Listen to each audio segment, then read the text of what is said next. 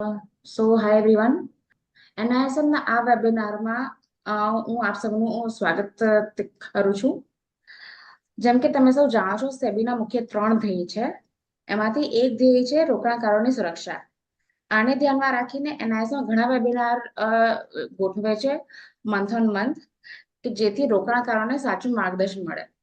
આ બધા વેબિનાર માટે એનઆઈએસએમ સિક્યોરિટીઝ માર્કેટના એક્સપિરિયન્સ લોકોને બોલાવે છે કે જે તમને આ રીતનું માર્ગદર્શન આપી શકે, જે તમને આગળ કેવી રીતે જો સિક્યોરિટીઝ માર્કેટમાં એનું તમને જ્ઞાન આપી શકે. આપણા આજના વેબિનારનો વિષય છે સિક્યોરિટીઝ બજારના મૂળભૂત સિદ્ધાંતો, અને આપણા આજના વક્તા છે શ્રી જયેશ ચિતલિયા. જયેશ સર એક ફ્રીલાન્સર પત્રકાર છે. જો કે જયેશ સર 1985 થી 2006 ના દરમિયાન વ્યાપાર ન્યૂઝપેપર, ગુજરાત સમાચાર અને દિવ્ય ભાસ્કર સાથે જોડાયેલા હતા. 2006 પછી એ ફ્રીલાન્સર પત્રકાર તરીકે કરે છે કામ. હમણાં Jayesh sir Chitralekha, Gujarati Mid Day, Mumbai Samachar, Gujarat Guardian, Community World, Capital World જેવી ઘણી મેગઝીન અને ન્યૂઝપેપર માટે આર્ટિકલ્સ તે લખે છે. અપાર્ટ ફ્રોમ ધેટ સર એક સ્પીકર પણ છે, અને સર એક એન્કરની તરીકે પણ કામ કરે છે જ્યારે પણ અમે સિક્યોરિટીઝ માર્કેટ રિલેટેડ પ્રોગ્રામ ગોઠવીએ છીએ ત્યારે. Apart from that sir has also written many books. સરે ઘણા પુસ્તકો પણ લખ્યા છે securities market related. So with this sir, I also welcome in our program, and I hope people will enjoy this session. Welcome to all participants and all NISM staff also. આપણો આજનો વિષય છે સિક્યુરિટીઝ બજારના મૂળભૂત સિદ્ધાંતો. આપણે મૂળભૂત સિદ્ધાંતોને સમજવાના છે એકદમ સરળ ભાષામાં.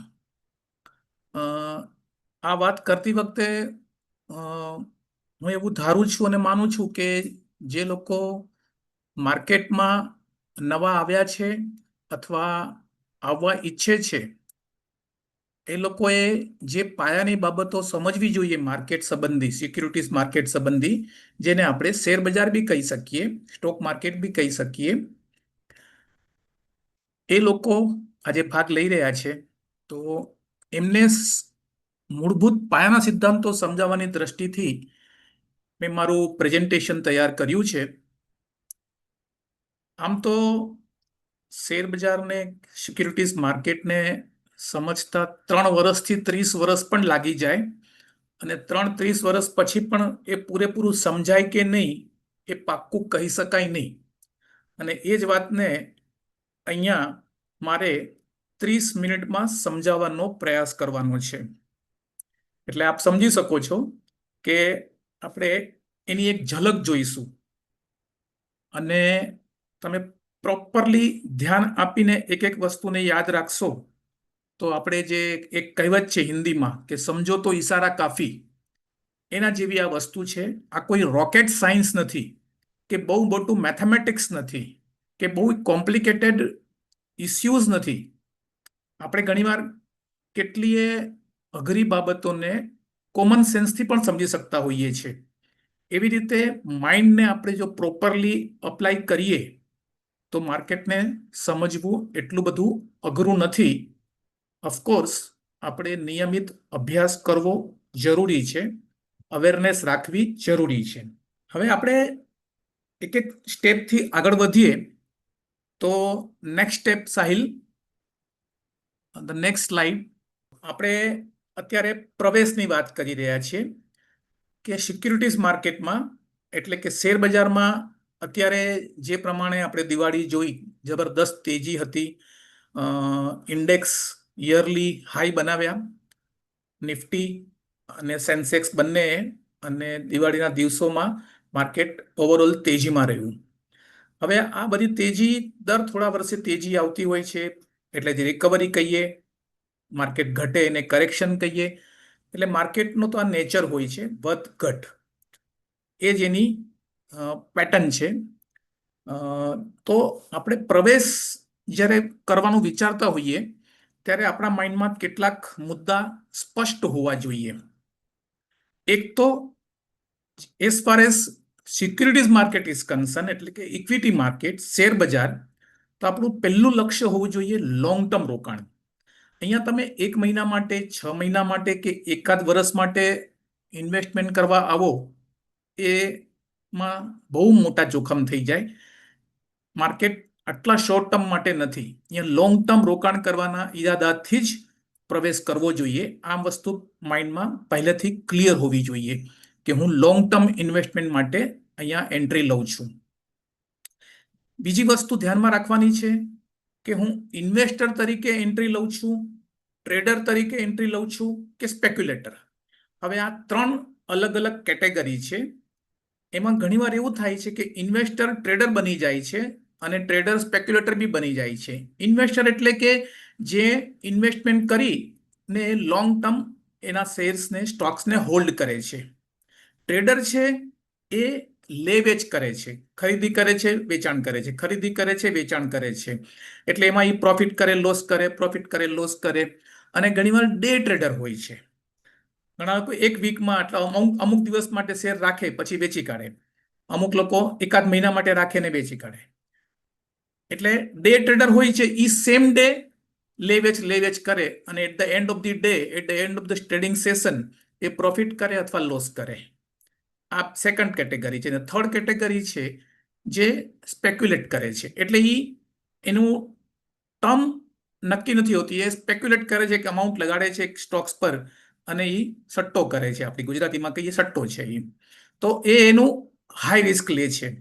ટ્રેડર એક લિમિટેડ રિસ્ક લે છે, એને ખબર છે, અને એ સ્ટોપ લોસ, સ્ટોપ પ્રોફિટની ગેમ સાથે બી રમી શકે છે. પણ પોઈન્ટ ઇઝ ધેટ કે આપણે ઇન્વેસ્ટર બનીને જ એન્ટર થવું જોઈએ. એટલે first is long term, second is investor is ideal position four success in the market. બાકી ટ્રેડર અને સ્પેક્યુલેટર પોતપોતાની રીતે સક્સેસ બી થાય અને ફેઇલિયર બી જાય, કમાઈ બી અને ગુમાવે પણ. Anything can happen to them. એમાં એને પોતે એ જોખમ લઈ રહ્યા છે એનો એને ખ્યાલ હોવો જોઈએ.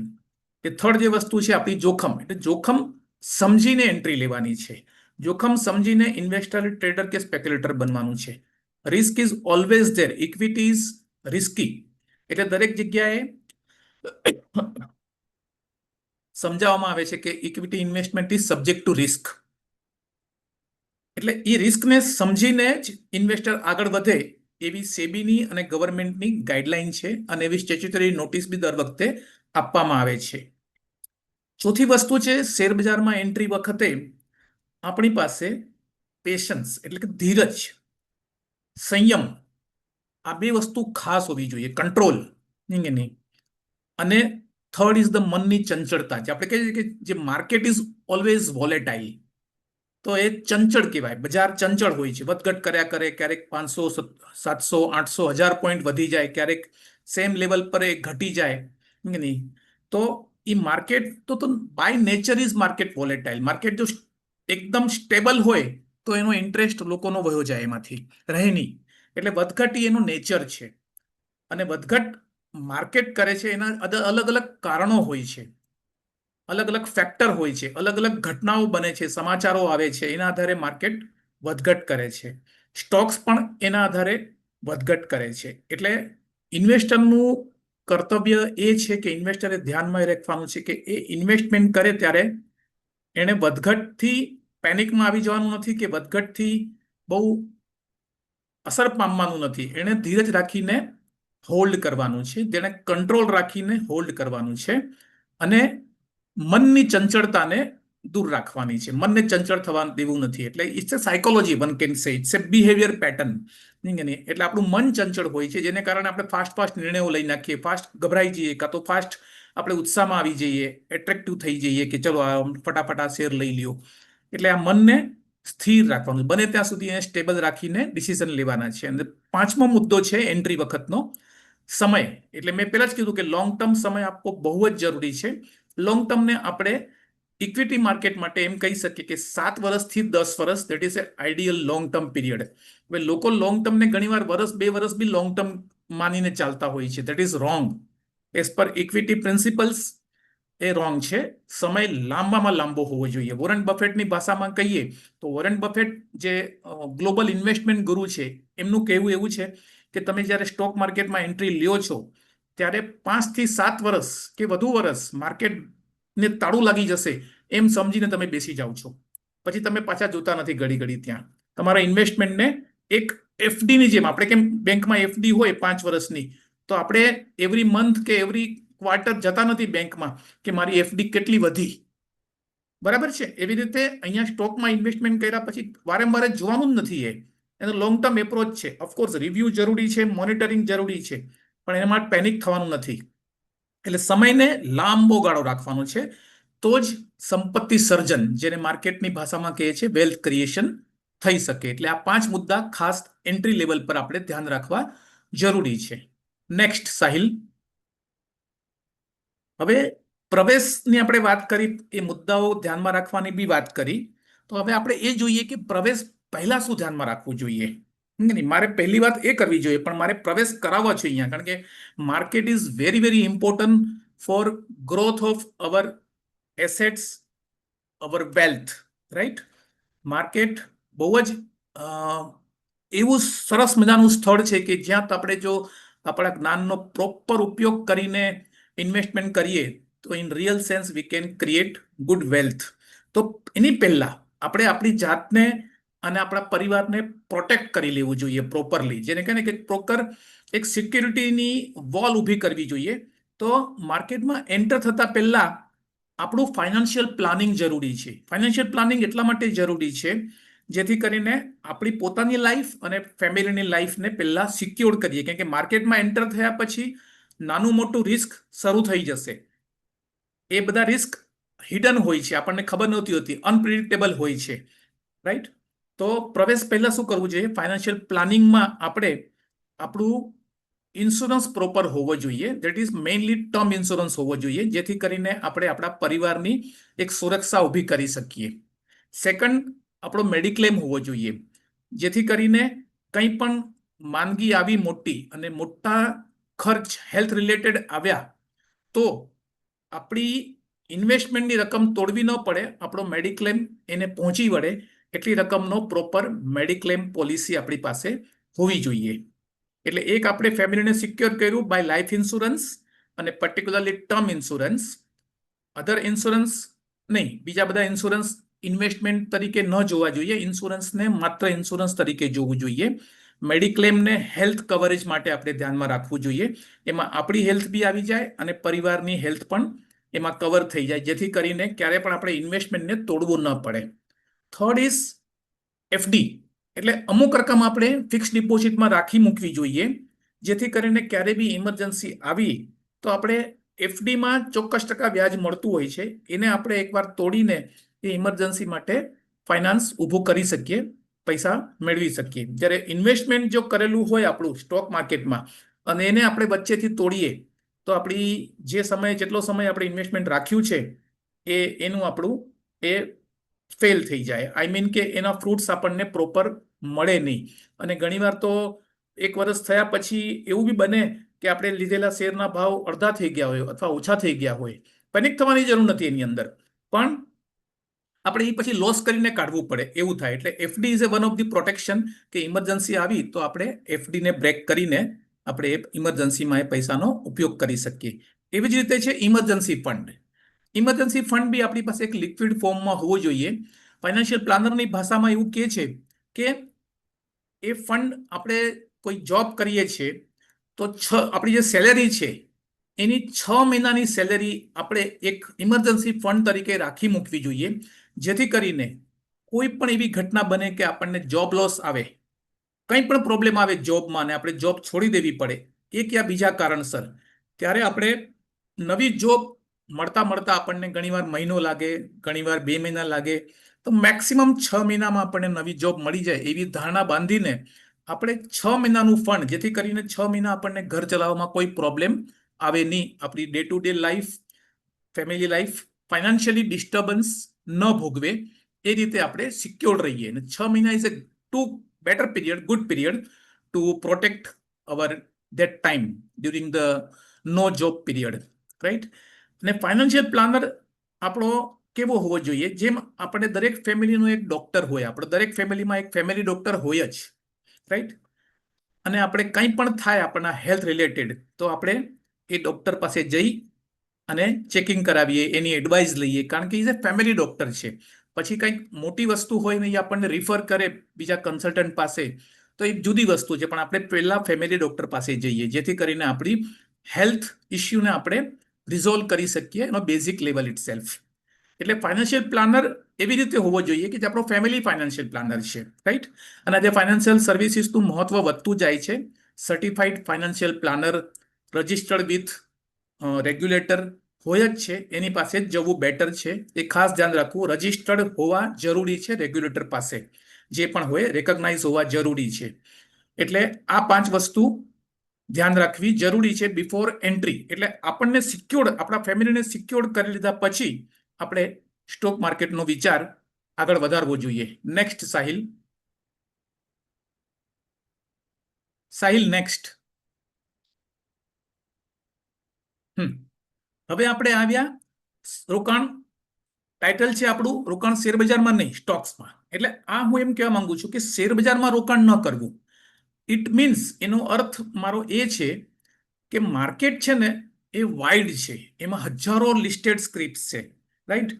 અને માર્કેટ ઓલવેઝ વોલેટાઇલ રહે છે. માર્કેટને કેટલા બધા પરિબળો અસર કરતા હોય છે. ક્રૂડના ભાવ, ઇન્ટરેસ્ટ રેટ, આજની તારીખમાં યુએસ ટેરિફ, બરાબર છે, war, global situation, geopolitical situation, currency situation, ઘણા બધા ફેક્ટર છે જે આપણને સમજાય જ નહીં, અથવા એને સમજતા વાર લાગે, સમય લાગે. એટલે market is affected by so many factors. પણ સ્ટોક્સ જે છે, આપણું ઇન્વેસ્ટમેન્ટ જે સ્ટોક્સમાં છે એના પર આપણું ફોકસ હોવું જોઈએ.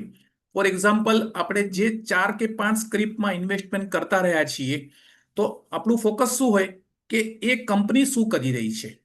માર્કેટ અલગ વસ્તુ છે, પણ એક કંપની જેમાં આપણું ઇન્વેસ્ટમેન્ટ છે, જેના શેર આપણે લીધા છે અને આપણા ડીમેટ એકાઉન્ટમાં રાખ્યા છે, એને એ સ્ટોક્સ, એ કંપનીની પોઝિશન શું છે એ આપણે રિવ્યુ સતત કરી શકીએ છીએ અને એનું પરફોર્મન્સ, એના ફંડામેન્ટલને આપણે જાણી શકીએ છીએ. એના ઘણા બધા માર્ગ આજની તારીખમાં ઉપલબ્ધ છે.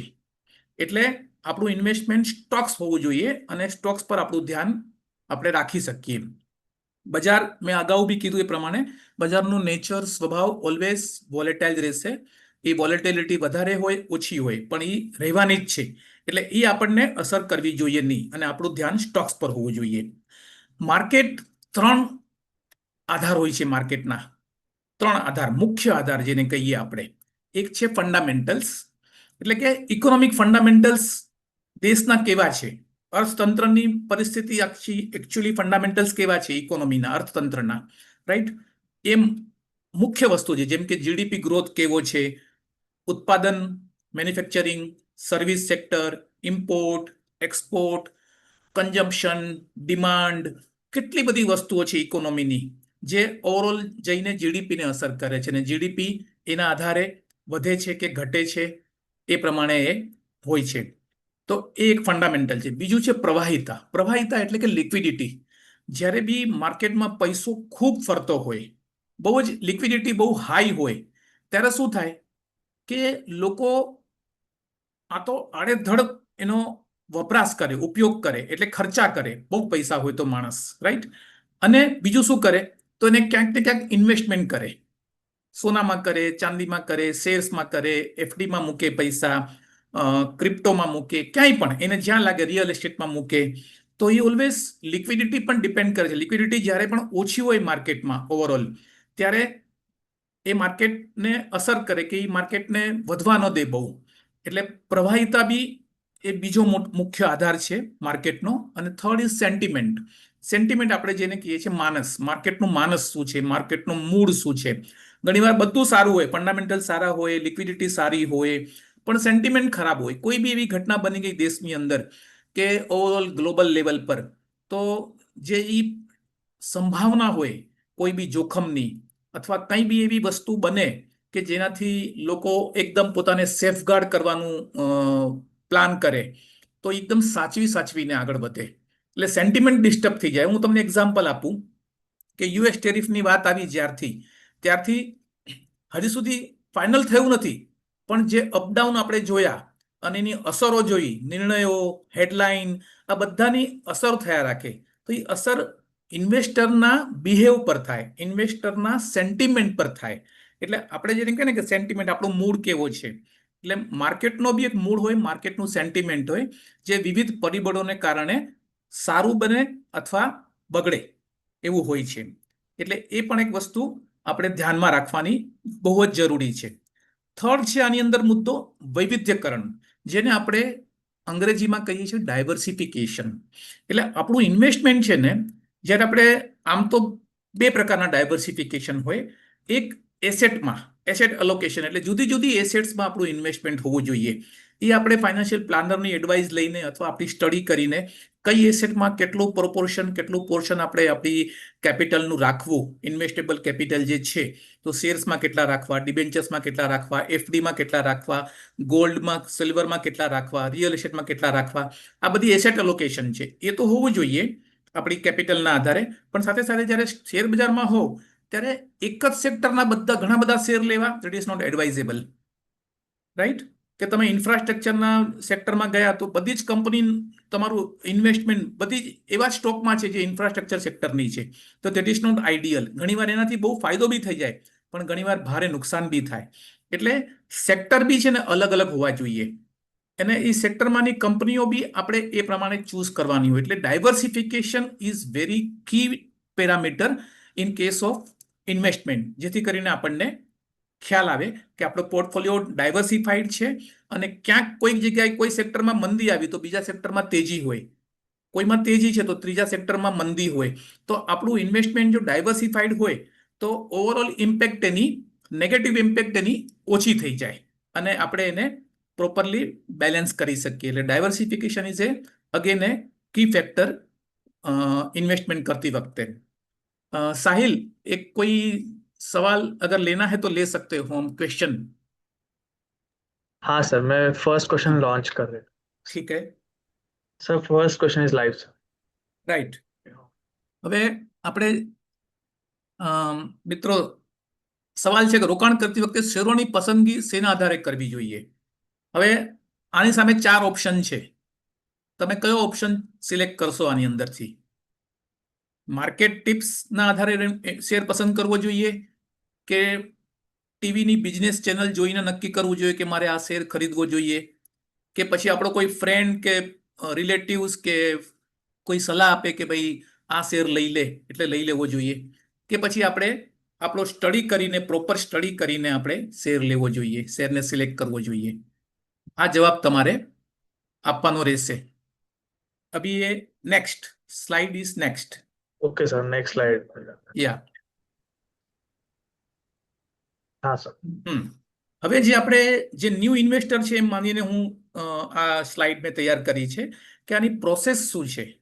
એક તો ઘણા લોકોને આજે બી ખબર નથી હોતી, જે લોકો માર્કેટમાં એન્ટર થયા નથી, કે મારે શેર બ્રોકર કોને રાખવો જોઈએ, સબ બ્રોકર હોય તો સબ બ્રોકરની પસંદગી કરતી વખતે શું ધ્યાનમાં રાખવું જોઈએ, મારો ડીપી કોણ હોવો જોઈએ. તો શેર બ્રોકર ઓલવેઝ ધ્યાનમાં રાખવાનું કે શેર બ્રોકર એ શબ્દ વાંચીને આપણે શેર બ્રોકર સમજી નહીં લેવાનું. શેર બ્રોકર સેબી સાથે રજિસ્ટર્ડ છે કે નહીં એ ખાસ જોવાનું. ઘણી જગ્યાએ ઓફિસમાં બોર્ડ માર્યા હોય છે કે XYZ શેર બ્રોકિંગ ફર્મ, પણ એ રજિસ્ટર્ડ છે કે નહીં સેબી સાથે એ ખાસ જોવું જોઈએ, અને એનો રજિસ્ટ્રેશન નંબર લખેલો જ હોવો જોઈએ, જેથી કરીને તમે એક લીગલ એન્ટિટી સાથે ડીલ કરી રહ્યા છો, રાઈટ? શેર બ્રોકરની પસંદગી કરતી વખતે તમારે શેર બ્રોકરનો બી ટ્રેક રેકોર્ડ જાણી લેવો જોઈએ. ખાલી ફેમસ છે, બહુ એડવર્ટાઇઝમેન્ટ કરે છે, બહુ પ્રોપેગેન્ડા કરે છે, બહુ માર્કેટિંગ કરે છે, એટલે આપણે એને બહુ મોટું નામ છે એનું, એટલે આપણે એમાં એની પાસેથી આપણે ક્લાયન્ટ બની જઈએ એવું માની લેવાનું જરૂરી નથી. નહીં, સબ બ્રોકર બી એ પ્રકારનું હોય છે કે સબ બ્રોકરની બી આપણે પસંદગી કરતી વખતે ધ્યાન રાખવાનું, કારણ કે આપણે એને આપણું ઇન્વેસ્ટમેન્ટ આપીએ છીએ, તો આપણો એના પર પ્રોપર ટ્રસ્ટ હોવો જરૂરી છે, એની સિસ્ટમને સમજવી જરૂરી છે, એ કઈ રીતે ડીલ કરે છે. આ બધી વસ્તુ આપણે ધ્યાનમાં રાખીને આપણે જેમ એજન્ટ આપણો જે છે એ આપણો એજન્ટ પ્રોપર હોવો જોઈએ, જે આપણને સાચી સલાહ આપે, સાચી સમજણ આપે, જે ટ્રાન્સપરન્સી રાખે, પારદર્શકતા રાખે આપણને બધું સમજાવવામાં, રિસ્ક પણ સમજાવે, બેનિફિટ પણ સમજાવે. ખાલી મોટી મોટીને વાતો કરી કે લોભામણી વાતો કરીને આપણને અટ્રેક્ટ કરીને ક્લાયન્ટ બનાવી લે એવું ન હોવું જોઈએ. આવા ઘણા બધા લોકો ફરતા ફરતા હોય છે અને અટ્રેક્ટ કરતા હોય છે ન્યૂ ઇન્વેસ્ટરને, જેમને કાંઈ જ ખબર નથી હોતી એ લોકોને મોટી મોટી વાતો કરી, મોટા મોટા રિટર્ન અપાવવાની વાતો કરી, ટિપ્સ આપવાની વાતો કરી, 3 મહિનામાં 6 મહિનામાં પૈસા ડબલ કરાવી આપીશ એવી વાતો કરીને પ્રયાસ થતા હોય છે. એટલે ઓલવેઝ આ બાબતમાં બહુ જ પ્રોપરલી સિલેક્ટેડ રહેવું. ડીપી આપણો કોઈ બી આપણે નક્કી કરી શકીએ. જે આપણો શેર બ્રોકર છે એ પણ આપણો ડીપી હોઈ શકે, અથવા આપણે ડીપી તરીકે અધર એન્ટિટી આપણી બેંક છે ત્યાં બી આપણું ડીમેટ એકાઉન્ટ રાખી શકીએ છીએ. એ આપણે નિર્ણય લેવાનો રહે, પણ એ નિર્ણય બી એટલો જ સમજીને લેવાનો છે, ચકાસીને લેવાનો છે કે એની સર્વિસીસ કેવી છે, એની બ્રાન્ડ વેલ્યુ કેવી છે અને એની ગુડવિલ કેવી છે. કારણ કે ડીપી આપણા બધા શેર સાચવશે. પછી શેર બ્રોકર ડીપી હશે તો પણ, અથવા બેંક ડીપી હશે તો પણ, જ્યાં આપણું ડીમેટ એકાઉન્ટ સચવાયેલું રહેશે ને જ્યાં આપણું હોલ્ડિંગ સચવાયેલું રહેશે. એક બહુ મહત્વનો મુદ્દો છે સેકન્ડ, જે છે power of attorney. Power of attorney છે ને એક બહુ જ ઇમ્પોર્ટન્ટ દસ્તાવેજ છે, જે જનરલી બ્રોકર જ્યારે ડીલ કરે, એગ્રીમેન્ટ કરે ક્લાયન્ટ સાથે, બ્રોકર, સબ બ્રોકર, બધા પાવર ઓફ એટર્ની પર સહી કરાવી લેતા હોય છે, જેથી કરીને એ તમારા સોદા ફોન પર જસ્ટ વાત થઈ જાય કે મેસેજ આપીને બી કરી શકે. દર વખતે તમારે એને લેખિત આપવાની જરૂર ન પડે. પણ એ પાવર ઓફ એટર્ની આપણે એવી રાખવી જોઈએ જેને કહીએ લિમિટેડ પાવર ઓફ એટર્ની. એટલે આપણે એને એટલો જ પાવર આપીએ છીએ કે એટલી જ આપણી ઓથોરિટીને યુઝ કરી શકે. ઘણીવાર એવું થાય છે, ક્યારેક ક્યારેક એવું બનતું હોય છે કે આપણે પાવર ઓફ એટર્ની બ્લેન્ક આપી દીધી એકદમ, અને આપણે એફએનઓમાં સોદા નથી કરવા, પણ એ બ્રોકર અથવા સબ બ્રોકર જો એના મનમાં કંઈક બીજું ચાલી રહ્યું છે, કોઈક રોંગ છે, તો એ પાવર ઓફ એટર્નીનો ઉપયોગ કરી આપણા નામે ઓપ્શન ફ્યુચરમાં બી સોદા કરી નાખે ને આપણને ખબર નહીં પડે. જો આપણી બેંકની ડિટેલ એની પાસે હશે, બેંકની પાવર ઓફ એટર્ની, ડીપી એકાઉન્ટની પાવર ઓફ એટર્ની, ડીમેટ એકાઉન્ટની એની પાસે હશે, તો આ બધું ક્યારેક રિસ્ક ઊભું કરી શકે છે. ને આવા ભૂતકાળમાં ઘણા કિસ્સા બન્યા છે કે પાવર ઓફ એટર્નીનો મિસયુઝ થયો છે. એટલે એ બાબતમાં બી પાવર ઓફ એટર્ની આપતી વખતે લિમિટેડ પાવર ઓફ એટર્ની, અને તમને ખબર હોવી જોઈએ કે તમે શેની પાવર ઓફ એટર્ની આપો છો એ ખાસ ધ્યાનમાં રાખવું જોઈએ. અને બને ત્યાં સુધી બેંકની પાવર ઓફ એટર્ની ન આપવી જોઈએ. એટલે આ બધો નિર્ણય છે ને બારીક છે, પણ આપણે એ ધ્યાનમાં રાખીને લેવા જોઈએ અને સમજવા જોઈએ. અને આના માટે આપણું જે એકાઉન્ટ પોર્ટફોલિયો હોય એનું મોનિટરિંગ બી કન્ટિન્યુઅસ થવું જોઈએ. આપણને જ્યારે બી સોદો થાય ત્યારે સિસ્ટમ છે કે SMS આવે કે તમારા એકાઉન્ટમાંથી આટલા શેર જમા થયા કારણ કે તમે બાય કર્યા છે, અથવા તમારા એકાઉન્ટમાંથી, ડીમેટ એકાઉન્ટમાંથી આટલા શેર બહાર ગયા કારણ કે તમે સેલ કર્યું છે. આ SMS આવવું બી જરૂરી છે. તમે બાય ન કર્યું હોય, સેલ ન કર્યું હોય, SMS આવી જાય કોઈ અચાનક તમને, તો તરત તમારે કોન્ટેક્ટ કરવો જોઈએ તમારા બ્રોકરને કે ડીપીને કે ભાઈ શું મેં તો કોઈ સોદો કર્યો નથી, તો મેં આ કેમ મારી બાય બતાવે છે આટલા શેરની ઓર સેલ બતાવે છે. તરત જ આવા કિસ્સાઓ બન્યા છે, એટલે ધ્યાન રાખવું જરૂરી છે. જેમ જેમ ટ્રાન્સપરન્સી અને ટેકનોલોજી અપડેટ થાય છે તેમ તેમ આ બધા પ્રોબ્લેમ સોલ્વ થઈ રહ્યા છે, પણ છતાં બી એલર્ટ રહેવું જરૂરી હોય છે. હવે તો કેટલાક સમયથી ઓનલાઈન એપથી પણ રોકાણ થઈ શકે છે. આજે તમારે બ્રોકરને ફોન કરવાની જરૂર નથી. તમે બ્રોકરની એપ લઈ લીધી તો તમે જ પોતે સોદા કરો છો. એટલે તમને એ ફાવવું જોઈએ.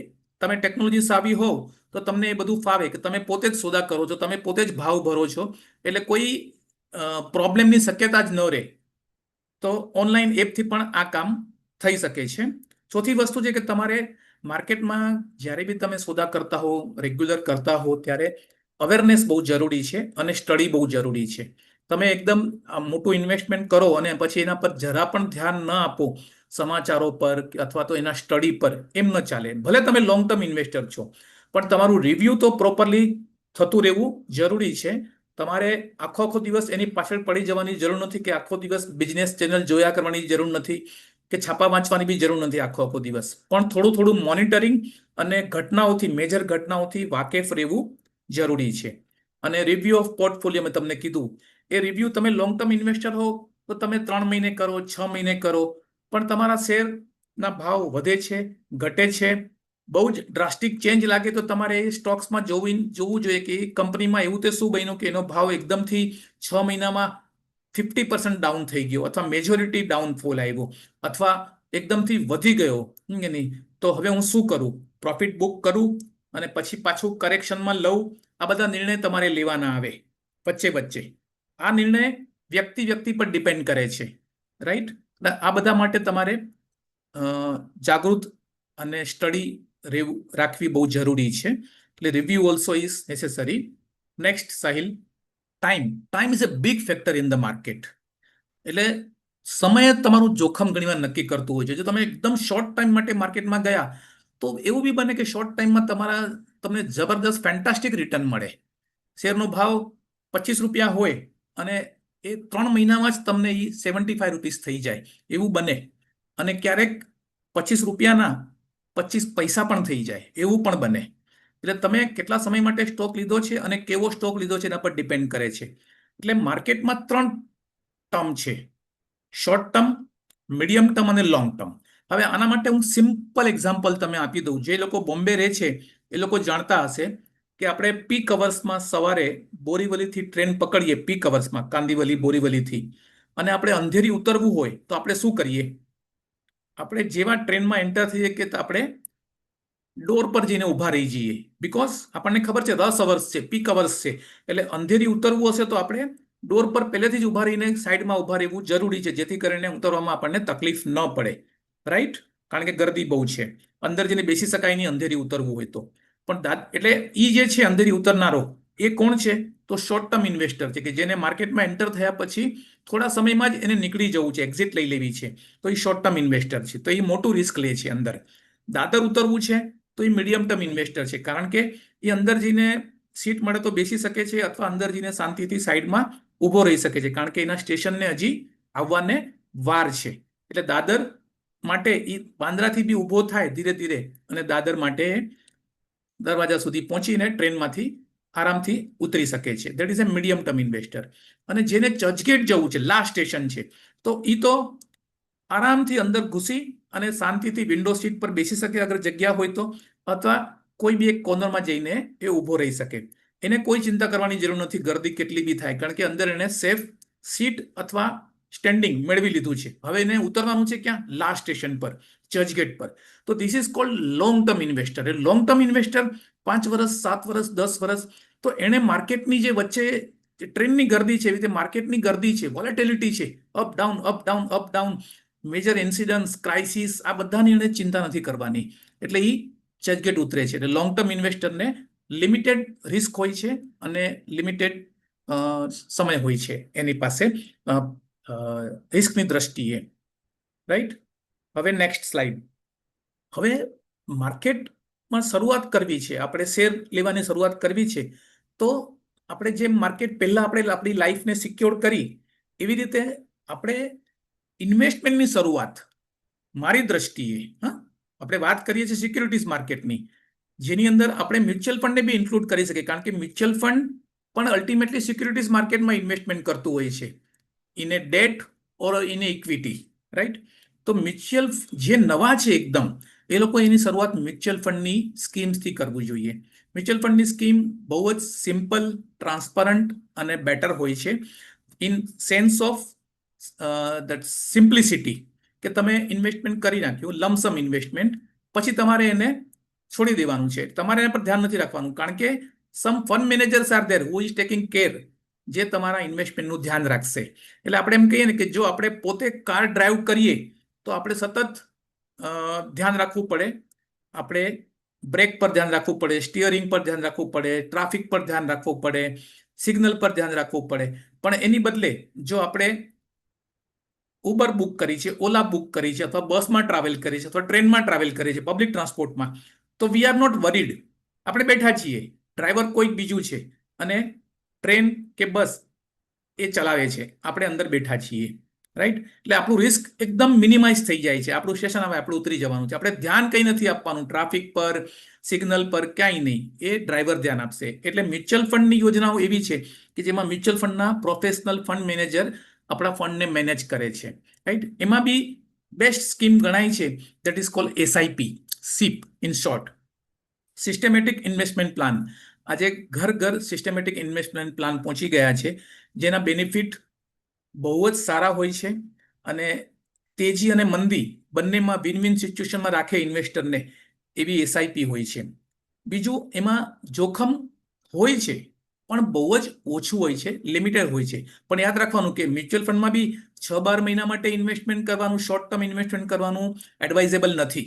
એનું ઇન્વેસ્ટમેન્ટ બી તમારું 3 વર્ષ, 5 વર્ષ, એનાથી વધારે હોય એ બેસ્ટ છે. ગુજરાતીમાં કહેવત છે કે ટીપે ટીપે સરોવર ભરાય. એવી રીતે એસઆઈપી ₹500 એસઆઈપી બી ઓપન થઈ શકે છે, 1000ની બી ઓપન થઈ શકે છે. એસઆઈપીમાં તમે ટોપ ઓન બી કરાવી શકો છો માર્કેટને ધ્યાનમાં રાખીને. એટલે આખું બધું તમારા ઇન્વેસ્ટમેન્ટને વધારે સારી રીતે પ્રોટેક્ટ કરે છે અને તમને નાની નાની રકમ સાથે બી ઇન્વેસ્ટમેન્ટની ઓપોર્ચ્યુનિટી આપે છે અને with more safety and less risk.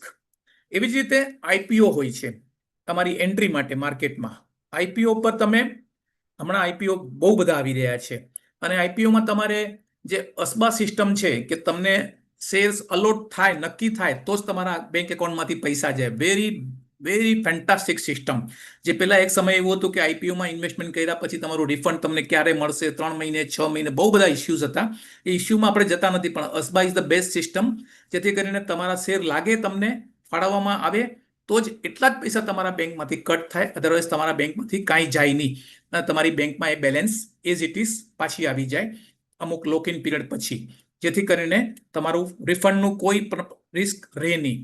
પણ આઈપીઓમાં તમારે જોવાનું કે આઈપીઓ એટલે ફર્સ્ટ ટાઈમ પબ્લિક ઇસ્યુ લાવે છે કોઈ કંપની, તો એ કંપનીનો ટ્રેક રેકોર્ડ શું છે, એના પ્રમોટરનો ટ્રેક રેકોર્ડ શું છે, કઈ ઇન્ડસ્ટ્રીમાં છે, સેક્ટરમાં છે, એના કોમ્પિટિટર કોણ કોણ છે, આ ઘણા બધા પરિબળો ધ્યાનમાં રાખવા જોઈએ. આઈપીઓમાં બી બહુ અત્યારે ફેન્સી ચાલે છે જાત જાતની, અને આપણે ગુજરાતીમાં જે કહેવત છે ને કે ઘોડાની સાથે ગધેડા પણ દોડે, એવી રીતે ઘણી ઘણી સારી કંપનીઓનો આઈપીઓ બી આવે અને ઘણી બધી વીક કંપનીઓ અથવા જેને કહેવાય ને પુઅર પરફોર્મન્સ વાળી કંપનીઓ બી આઈપીઓ લઈને આવે તો એ ક્યારેક મુસીબતમાં મૂકી શકે ઇન્વેસ્ટમેન્ટને, શેર લાગી જાય પછી પણ.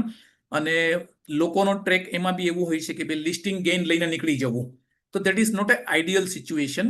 એવું ન હોવું જોઈએ. તમારું ઇન્વેસ્ટમેન્ટ એમાં બી કરો ત્યારે ફંડામેન્ટલ જોઈને કરો બને તો, અને લોંગ ટર્મ ને ધ્યાનમાં રાખીને કરો. આજકાલ નવા બિઝનેસ બહુ ડેવલપ થઈ રહ્યા છે, સ્ટાર્ટઅપ સિનારીઓ ચાલી રહ્યો છે, એટલે ઘણી સ્ટાર્ટઅપ કંપનીઓ બી આઈપીઓ લાવે છે. સ્મોલ એન્ડ મીડિયમ એન્ટરપ્રાઇઝમાં ઘણા બધા આઈપીઓ આવે છે. નવા નવા બિઝનેસ ડેવલપ થઈ રહ્યા છે, જેમ કે ફૂડ ડિલિવરીનો બિઝનેસ, ઈ કોમર્સનો બિઝનેસ. માય ગુડનેસ, આપણે જોઈએ તો નવા એટલા બધા ઇનોવેટિવ બિઝનેસ આવી રહ્યા છે ને they are coming to the market for raising the fund.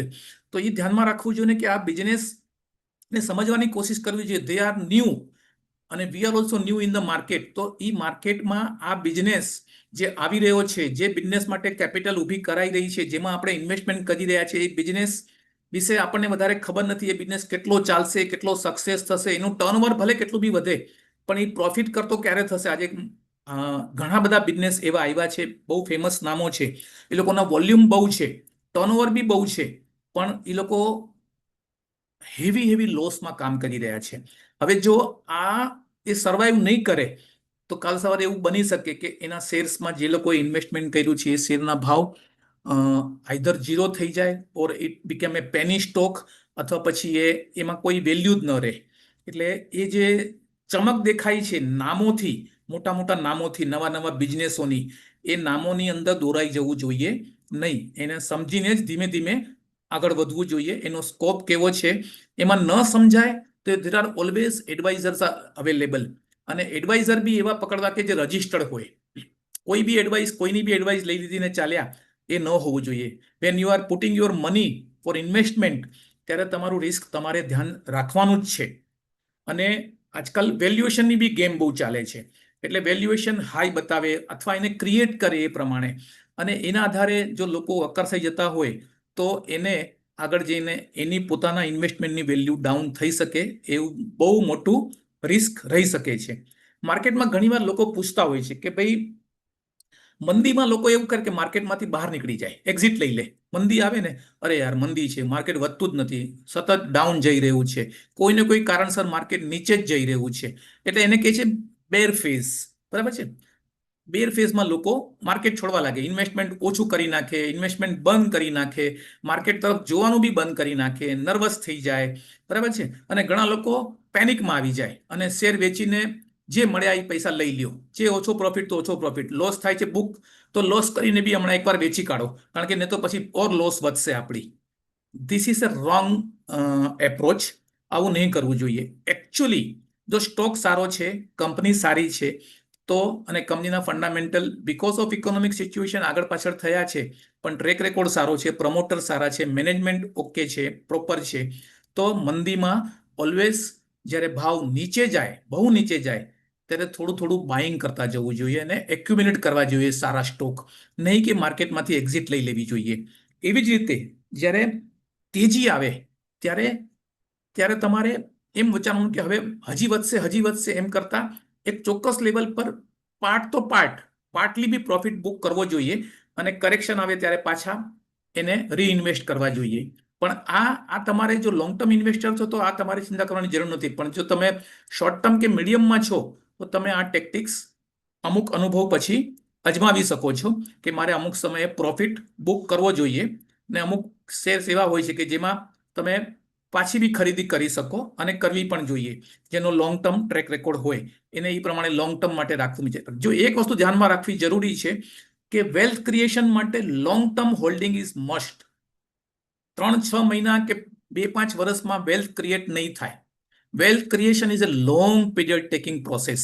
અને એટલે એક ખાસ ધ્યાનમાં રાખવું, અને એના માટે તમારે એ ધ્યાનમાં રાખવીને સ્ટોક્સ જમા કરવા કે આમાં હું 10 વર્ષ 15 વર્ષની બી મારી તૈયારી છે. વચ્ચે થોડાક ભલે મને જરૂર પડીને કાઢવા પડે, પણ મારું જે વેલ્થ ક્રિએશનનો જે ઓબ્જેક્ટ છે એ લોંગ ટર્મ જ છે.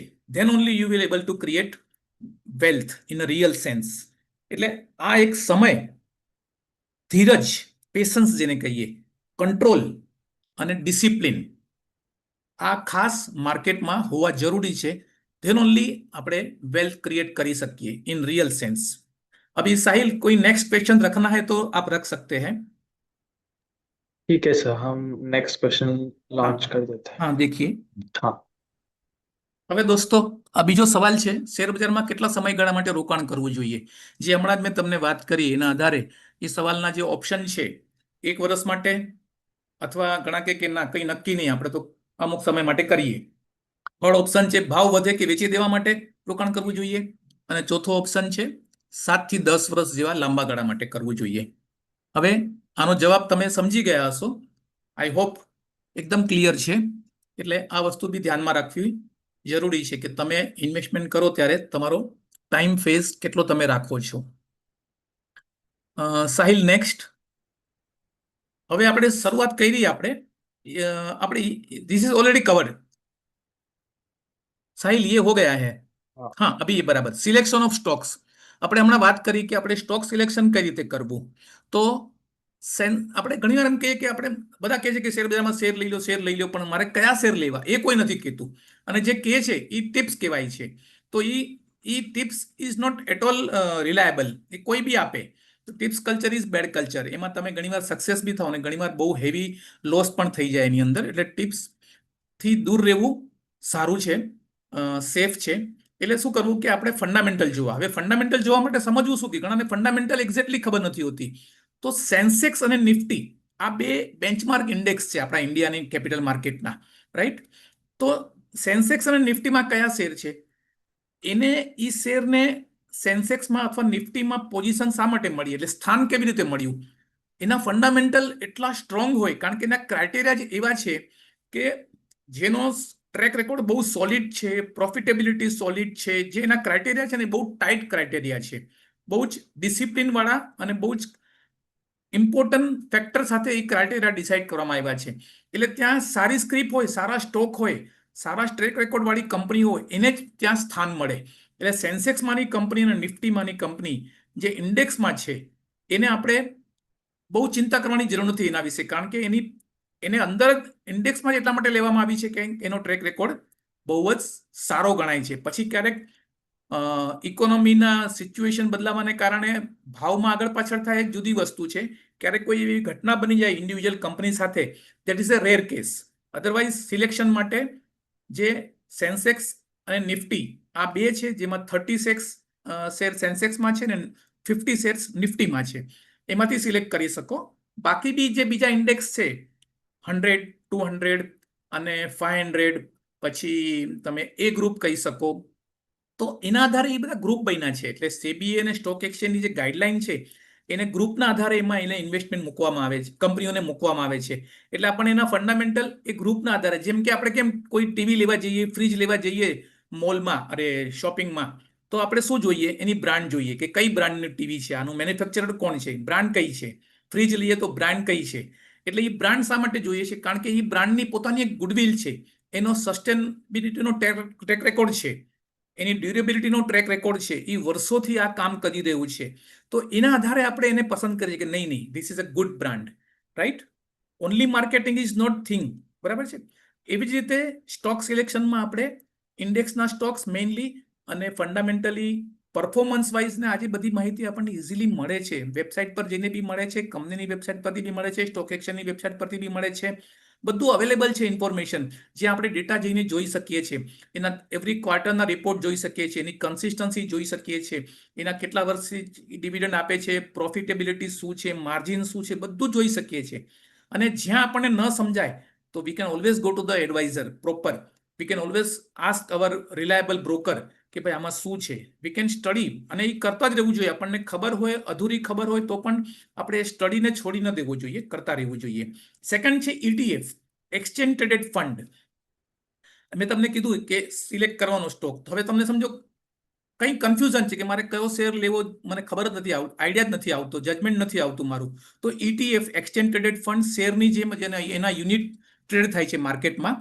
તો ETF એટલે આપણે કહીએ ને કે જો હું એમ લખ્યું છે હનુમાનજી, એટલે જ્યારે રામાયણમાં એક કથા છે કે ભાઈ લક્ષ્મણને મૂર્છા આવી જાય છે, બાણ વાગે છે ત્યારે, તો ઔષધિ લેવા માટે હનુમાનજીને મોકલવામાં આવે છે કે ચોક્કસ પર્વત પર જઈને ઔષધિ લઈ આવે. હનુમાનજી ત્યાં જાય છે પર્વત પર, પણ એને ખ્યાલ નથી આવતો કે કઈ મેડિસિન, કઈ ઔષધિ મારે લેવી જોઈએ એક્ઝેક્ટલી લક્ષ્મણ માટે.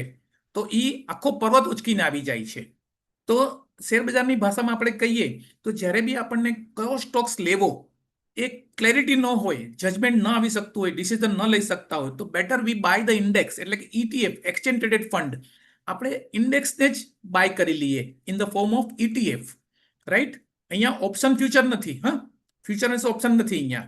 અહીંયા આપણે ETF લઈએ છીએ કે જેની અંદર એ લિસ્ટિંગ હોય એનું સ્ટોક એક્સચેન્જ પર, અને એમાં યુનિટ્સમાં સોદા થતા હોય, એટલે એને આપણે ETF કહીએ છીએ.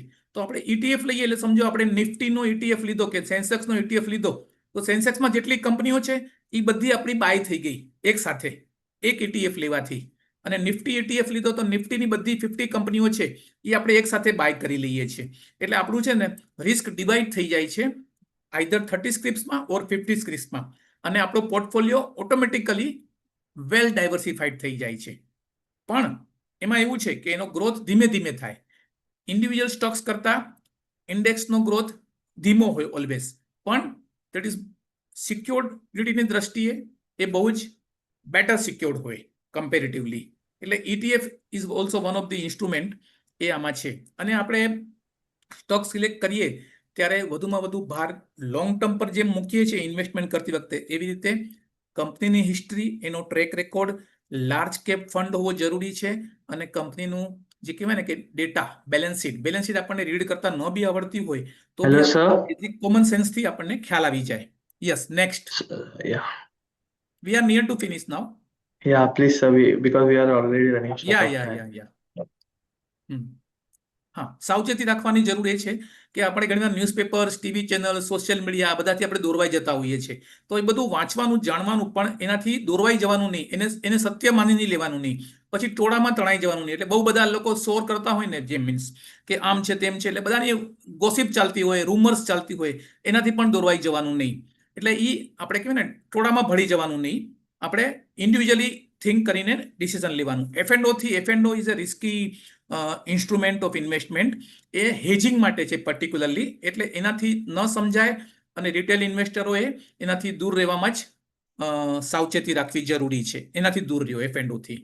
સેબી બી એની ચેતવણી આપે જ છે. સેબી તો ફિગર બી આપે છે કે 90%, મોર દેન 90% લોકો એમાં લૂઝ કરે છે મની. એટલે બેટર છે કે F&O is not our cup of tea, એનાથી દૂર રહ્યો. Next, Sahil, next. હા, અત્યારે આપણે વાત કરી લીધી, એટલે આના પર હું વધારે વાત કરતો નથી કે US ટેરિફની અસરો માર્કેટ પર ચાલુ છે, વોર ચાલુ છે, રશિયા, યુક્રેન ને બધા જે અલગ અલગ કન્ટ્રીના વોર ચાલુ છે, એની બધી અસરો થાય, ગ્લોબલ અનસર્ટેનિટીની માર્કેટ પર અસરો થાય. આપણે GST રિફોર્મ આવ્યા તો માર્કેટ એકદમ ફૂલ ફોર્મમાં આવી ગયો, કારણ કે GST રિફોર્મને કારણે લોકોના હાથમાં વધારે પૈસાનું સેવિંગ થશે, એને કન્ઝમ્પશન વધશે, ડિમાન્ડ વધશે, આ બધી અસર થાય. રિઝર્વ બેંકની પોલિસી લિબરલ આવી, ઇઝી થઈ ટર્મ, ઇન્ફ્લેશન નીચે ગયું, ઇન્ટરેસ્ટ રેટ પ્રોપર થયા તો એ બધી પોલિસીને કારણે બી ઇકોનોમિક રિફોર્મ્સને કારણે બી માર્કેટમાં સ્કોપ વધી જાય, ઇન્વેસ્ટમેન્ટનો સ્કોપ વધી જાય. એટલે આ બધી ઘટનાઓને વાંચતા રહેવું પડે ને સમજતા રહેવું પડે એની અસરોને. પણ એનાથી ખોટી માહિતીથી દોરવાઈ જવું નહીં અને તરત ને તરત કોઈ ઇમિડિયેટ રિએક્શન આપવાની કોઈ પણ ન્યૂઝને સમજ્યા વિના. નેક્સ્ટ. હા, આ માહિતીની મેં વાત કરી એટલે સાચી ખોટી માહિતી દરેક માર્કેટમાં ફરતી જ હોય છે અફવાઓ સાથે. એટલે આપણે કહીએ છીએ ને વિવેક બુદ્ધિ, એટલે આપણું વિઝડમ વાપરવાનું કોઈ પણ નિર્ણય લેતી વખતે. બધા કાંઈ બી કે આપણે આપણો નિર્ણય માહિતીના આધારે અને વિચારીને સમજીને વિવેક બુદ્ધિથી લેવાનું, ગ્રીડી બનીને નહીં. Don't become greedy in the market and don't become very hurry in the market. Fast money, ઝટપટ મની બનાવવા માટે, 6 મહિનામાં ડબલ મની કરવા માટે માર્કેટ નથી. માર્કેટમાં ઓલવેઝ બિહેવ, આપણે ગુજરાતીમાં કહેવત છે, કાચબો અને સસલાની રેસમાં સસલો કેટલું બી ફાસ્ટ દોડે પહોંચે છે કાચબો, સક્સેસ થાય છે કાચબો. એટલે સ્લો મુવમેન્ટ રાખવી અને ધીરે ધીરે સિસ્ટમેટિકલી રેગ્યુલર ઇન્વેસ્ટમેન્ટ કરવું, એમાં જ આપણી વધારે સલામતી છે. નેક્સ્ટ. હા, મેસેજ એક જ છે ઇન્વેસ્ટર માટે કે investor education is the real investor protection. SEBI થી લઈને ઓલ રેગ્યુલેટર, ગવર્મેન્ટ પોલિસી બધું જ છે આપણને પ્રોટેક્ટ કરવા માટે ઇન્વેસ્ટરને. ક્રાઇટેરિયા, ગાઈડલાઈન ઘણું બધું છે, પણ ultimately investor has to take A call. જો ઇન્વેસ્ટર ડિસિઝન જ રોંગ લેશે તો nobody will be able to protect them. એટલે પોતાનું એજ્યુકેશન, ઇન્વેસ્ટર પોતાનું જેટલું એજ્યુકેશન વધારે એટલું પોતાનું એનું પ્રોટેક્શન એ વધારી શકશે. નેક્સ્ટ. તો થેન્ક યુ દોસ્તો, મિત્રો. મેં મારી વાતને 30 મિનિટની બદલે 40 મિનિટમાં પતાવી છે અને હું આજે વેબિનાર માટે મને ઓપોર્ચ્યુનિટી આપી એના માટે security exchange board of India SEBI અને very prestigious institute national institute of securities market NISM ને હું આભાર વ્યક્ત કરું છું. Thank you. હવે તમારા કોઈ સવાલો હોય તો I am ready to reply. Now I request participants to ask their questions or queries in Q&A section. So there is one question, sir, in Q&A Yeah. section, Yeah. that how to identify fraud typesters. How to identify fraud? Yes, sir, fraud typesters. હા, હવે એ તો એવું છે કે જે કંપનીમાં કંઈક એવું બન્યું છે, fraud is A different kind. એટલે ફ્રોડ ટર્મ છે ને, તમે જો એમ સ્પેસિફિક ટર્મ કહેશો ફ્રોડની તો I can explain you accordingly. Otherwise માર્કેટમાં ઓલવેઝ કંઈ ને કંઈ ઇરેગ્યુલારિટી બી ચાલતી જ હોય છે. લેભાગુ લોકો એક્ટિવ હોય જ છે, ફ્રોડસ્ટર બી હોય છે. જેમ કે આજે સાયબર ક્રાઇમ ફૂલ ફોર્મમાં છે, તો સાયબર ક્રાઇમ બી કોઈને કોઈ રીતે કામ કરતા હોય છે. એટલે તમે ફ્રોડને ડિફાઇન કરશો. બાકી તમારે એટલા માટે તો છે ને કે માર્કેટમાં always there is in the investment world there are different kinds of risk છે. એટલે તમારે એલર્ટ રહેવું જરૂરી છે. અને ફ્રોડ માટે તમને છે ને સિગ્નલ મળતા હોય છે એકચ્યુઅલી, પણ આપણે ધ્યાન નથી આપતા. કોઈ કંપનીમાં ગડબડ ચાલી રહી છે તો આપણે એનું મોનિટરિંગ, જો આપણું ઇન્વેસ્ટમેન્ટ છે તો આપણે એના પર મોનિટરિંગ હોવું જોઈએ. મોનિટરિંગ હોય તો આપણને ખબર પડી જાય, અથવા આપણે એને ક્રોસ ચેક કરી શકીએ, ઇન્ક્વાયરી કરી શકીએ. ટુડે આજે ઇન્ફોર્મેશનનો ફ્લો એકદમ પ્લેન્ટી છે, plenty of information is there, right. Social media પર બી સાચું ખોટું ઘણું બધું ચાલતું હોય છે. આપણે ચેક કરવું પડે. આજે AI છે તો AI ના નામે બી ઘણું બધું કંઈ બી થઈ શકે છે. આર્ટિફિશિયલ ઇન્ટેલિજન્સ તમને યુઝફુલ બી થઈ શકે અને તમને મિસગાઈડ બી કરી શકે છે. એટલે આજે આપણે એવા ઈરામાં જીવી રહ્યા છે, એવા ટેકનોલોજી યુગમાં જીવી રહ્યા છે જ્યાં આપણે ફ્રોડની બાબતમાં આપણે પોતે એલર્ટ રહેવું પડે. એના સિગ્નલ્સ ક્યાંક ને ક્યાંક દેખાતા હોય છે, ઘણીવાર પકડવા પડે. It is difficult to find it immediately, or એકદમ નજર સામે નથી હોતા તો એ ફ્રોડ જ નહીં થાય ને. એટલે ક્યાંક ને ક્યાંક આપણે એલર્ટ રહેવું જરૂરી હોય છે. હર્ષદ મહેતાના સમયની વાત કરીએ આપણે, તો હર્ષદ મહેતા વખતે એ સ્કેમ તરીકે બહાર આવ્યું તો જ્યારે લોકો જોતા જ નહોતા કે આ શેરના ભાવ શું કામ વધ્યા છે. એ શેરમાં કોઈ દમ જ નથી, એ કંપનીમાં કોઈ દમ નથી, છતાં હર્ષદ મહેતા એ બાય કરે છે એટલે એ શેરનો ભાવ વધે છે તો આપણે બી બાય કરો. તો આવી મિસ્ટેક જો ઇન્વેસ્ટર પોતે કરે તો એ ફ્રોડનો ભોગ પોતે જ બનશે. એટલે ગ્રીડીનેસ એને કંટ્રોલ કરવાની છે પોતાની, અને વિવેક બુદ્ધિને એને વાપરવાની છે. મેં કીધું ને, જ્યાં બી ગ્રીડ હશે, જ્યાં બી ઝટપટ money, fast money, overnight I have to become billionaires or millionaires, then you will be having the problem. Then you are creating risk for yourself. और कोई question? No, sir, I can't see any other question, but sir, I will request you to do a session summary or the webinar summary. You can explain in short or the key takeaways that participants should keep in mind. हाँ, Means that is short the summary whatever like. the takeaway is the of the thing. हाँ, yes sir, means आप ऐसे कुछ short में बता सकते हैं कि हाँ, मैं this बताता हूँ हाँ શોર્ટ में ऐसे કે આપણે જે વાત કરી કે ભાઈ માર્કેટમાં 4-5 વસ્તુ કહી દઉં. ઓલવેઝ માર્કેટમાં એન્ટ્રી વખતે ધ્યાન રાખો કે તમારું investment when equity investment is there must long term માટે જ હોવું જોઈએ એ સમજીને ચાલો. There is no shortcut way in this market, right? If you are going shortcut then you are taking risk. બીજું, ગ્રીડથી દૂર રહ્યો, સ્પેક્યુલેશનથી દૂર રહ્યો, રાઈટ? ફાસ્ટ મની એપ્રોચથી દૂર રહ્યો. આ તમને માર્કેટમાં નુકસાનમાં મૂકી શકે છે અને ઘણા લાખો લોકો આવા નુકસાનમાં ગયા છે રોંગ ઇન્વેસ્ટમેન્ટ કરીને. There is no responsibility of regulator or market. We blame market. પછી આપણે માર્કેટને દોષ આપીએ છીએ, જવાબદાર ગણીએ છીએ કે માર્કેટમાં તો ગરબડ જ થાય છે અને માર્કેટમાં તો સ્કેમ જ થાય છે. પણ આપણે આપણો નિર્ણય જોવાનો કે મેં નિર્ણય લીધો છે એ ખોટો છે. મારા નિર્ણયમાં ભૂલ શું કામ થઈ? હું લાલચ કરી ત્યારે આ ભૂલ થઈ. મેં ધ્યાન નહીં આપ્યું એટલે મારી આ ભૂલ થઈ. મેં ખોટું ડિસિઝન લીધો એટલે મેં પૈસા ગુમાવ્યા, રાઈટ? બીજું, સ્ટોક સિલેક્ટ કરો ત્યારે ફંડામેન્ટલ જુઓ કંપનીના અને એને રેગ્યુલર મોનિટર પણ કરો. સેકન્ડ, વોલેટિલિટીથી પેનિકમાં નહીં આવી જાઓ. કોઈ બી ન્યૂઝથી તરત ને તરત રિએક્ટ નહીં કરો. એક દિવસ માર્કેટ 700 પોઈન્ટ વધે છે કોઈ ન્યૂઝ પર અને બીજે દિવસે માર્કેટ 800 પોઈન્ટ તૂટી જાય છે, બરાબર છે? તો એવું તો શું થઈ ગયું એક દિવસમાં, રાઈટ? એટલે આ બધા જર્ક રિએક્શન છે, ઇમિડિયેટ રિએક્શન છે. ઘણા બધા ફેક્ટર માર્કેટને અસર કરતા હોય છે. આપણે કહીએ એફઆઈઆઈ એ નેટ બાયર્સ છે અત્યારે, તો આપણે લાગે કે આ ભાવ કેમ વધે છે, પણ એફઆઈઆઈ બાય કરે છે એટલે વધે છે. એટલે it is very difficult to જજ એન્ડ અન્ડરસ્ટેન્ડ. એટલે તમારે પેશન્સ રાખવાની છે અને લોંગ ટર્મ એપ્રોચ હશે તો આ બધી વસ્તુ તમને ટચ નહીં કરે. જે માર્કેટને જે દિશામાં જવું હોય, તમારી જર્ની ચર્ચગેટ તરફની જ હોવી જોઈએ, લાસ્ટ સ્ટેશનની, right? Then you will be relax in the market. sir. તમે વોલેટાઇલ બન્યા, than you R putting yourself Hello, in a risk. hello sir. યા.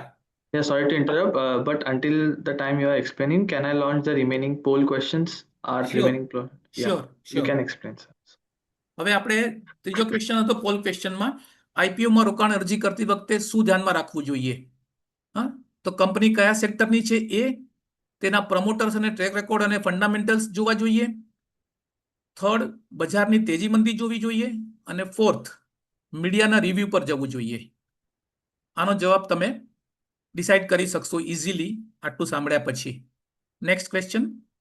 હા, ચોથો સવાલ હતો એફએનઓ સેગમેન્ટથી નાના રોકાણકારોએ શા માટે દૂર રહેવું જોઈએ? મેં મારી જે અત્યારની સ્પીચ હતી એમાં મેં કીધેલું જ છે, છતાં બી આમાં 4 ઓપ્શન આપણે આપ્યા છે શા માટે દૂર રહેવું જોઈએ. એટલા માટે કે મોટા રોકાણકારો માટે જ છે. એ. બી, આ ટ્રેડિંગમાં જોખમ બહુ ઊંચું છે અને તે હેજિંગ પ્રોડક્ટ છે, ઇન્વેસ્ટમેન્ટ પ્રોડક્ટ નહીં. સી, બહુ બધા લોકો આમાં ભાગ લે છે એટલે દૂર રહેવું જોઈએ. અને 4, એમાં મને સમજણ પડતી નથી. તો આમાંથી બી તમે જવાબ આસાનીથી શોધી શકો છો કે આનો જવાબ શું હોઈ શકે. પાંચમો સવાલ હતો આજનો, શેરબજારમાં સંપત્તિ સર્જન કઈ રીતે થઈ શકે, વેલ્થ ક્રિએશન કઈ રીતે થઈ શકે? ઓપ્શન છે એ, લાંબા ગાળાનું અને નિયમિત રોકાણ કરીને. બી, સતત લેવેચ કરીને એટલે કે ટ્રેડિંગ કરીને, બાય સેલ. સી, ન્યૂઝપેપર અને ટીવી ચેનલ્સના સમાચાર સાંભળીને. ડી, ભરપૂર સટ્ટાકીય સોદા કરીને એટલે સ્પેક્યુલેશન કરીને. તો આઈ થિંક કે you will get the right answer of this also આટલું સાંભળીને આજના. So thank you once again. 5 સવાલ પોલ સવાલ પૂરા થયા છે. Sahil, anything remain to do? No, sir, I think you have explained really well about the topic. Okay, And so, so sir, now it are is we good close. to? Yes, sir, we can. We are good to end the session, I think. May I leave now? Yes, sir. Yes, sir. Just I would like to sincerely thank you, sir, for Okay. taking time and speaking at our webinar, sir. Sharing your thoughts and also sharing your thoughts as well. Your knowledge, experience, and engaging presentation as well, sir. Truly made a lasting impact on our audience, sir. We sincerely appreciate you for sharing your time and expertise with us, sir. Yes, thank you again, sir, for joining with us and Okay. sharing your time. Wishing you a wonderful day, sir. Okay. Thank you. Thank you. Bye. Thank you. Bye. Thank And you. also thank you to participants as well who joined Yeah. us today. Your participation and presence gave the session genuine a Right. sense of purpose and impact. Yeah. Thank you all for joining us today. Okay. Thank you. Thank you to all. Yeah. NISM and SEBI. Thank you, Sahil. Thank you. Bye. Thank you, sir. Bye. Bye, sir. Bye.